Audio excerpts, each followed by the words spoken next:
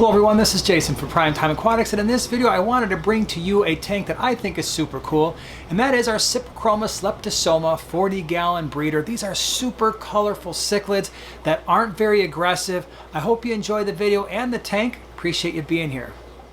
So this is the 40-gallon Cyprichromis leptosoma breeding tank that we have. We also have some Neolamprologus brevis shell dwellers in this tank, as well as some bristlenose plecos. The stuff that you see floating around is remnants from the live baby brine shrimp that we fed out earlier, because Cyprichromis leptosoma love to eat live baby brine shrimp. Even the adults love it. You can see we've got some offspring in this tank that also love it as well. So this tank has been around for a while. We did a species profile on these fish. If you want a lot more information, check out the video in the upper right hand corner. I'm going to put it in the description as well if you want to learn a lot more about their breeding and how to care for them and that kind of thing. These are great fish.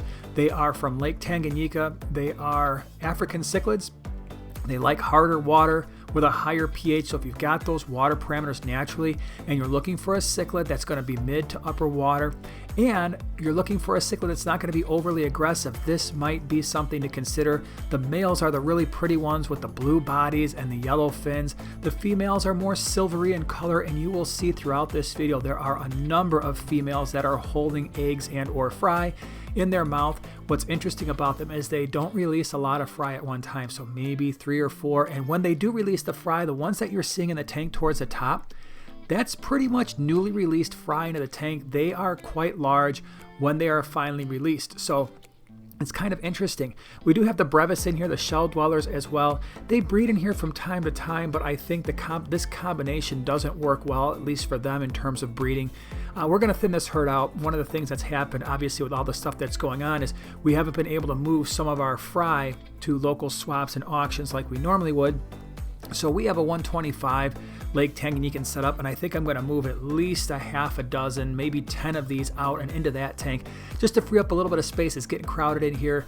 They do breed frequently for us, especially with that live baby brine. They love that quite a bit. So we're going to, like I said, we'll thin this out a little bit. But this is one of my favorite tanks to look at. Now, it's not super beautiful in terms of its aquascaping. You know, we've got the Texas Holy Rock in here that's kind of covered in a little bit of algae, which is fine, especially for a tank where this is primarily a breeding tank. It's not really a display tank. You do see we have a heater in here, and it's one of the few tanks in our fish room where we do have a backup heater in case something ever happens to the temperature of the room.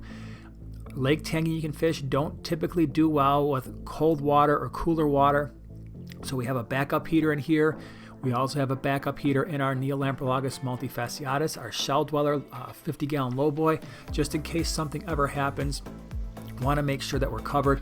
The light on this tank is a Beamswork light. It's been working well. I like the color spectrum that it provides. And then, of course, we've got the plant in here. Yes, I know that crypts are not found in Lake Tanganyika, but I just like to have a little bit of greenery in the background for these fish, and that crypt really took off. When we first put that plant in there, it was probably maybe a third the size, a quarter of the size, and it really likes it. The sand in here is pool filter sand, which I really don't like, and I suspect at some point if we ever redo this tank, that pool filter sand is going to be coming out, and we're going to replace it with something else, just because the pool filter sand really, it just mats down. We've done videos on our favorite sands. I'll put that in the upper right hand corner if you want to learn more about it.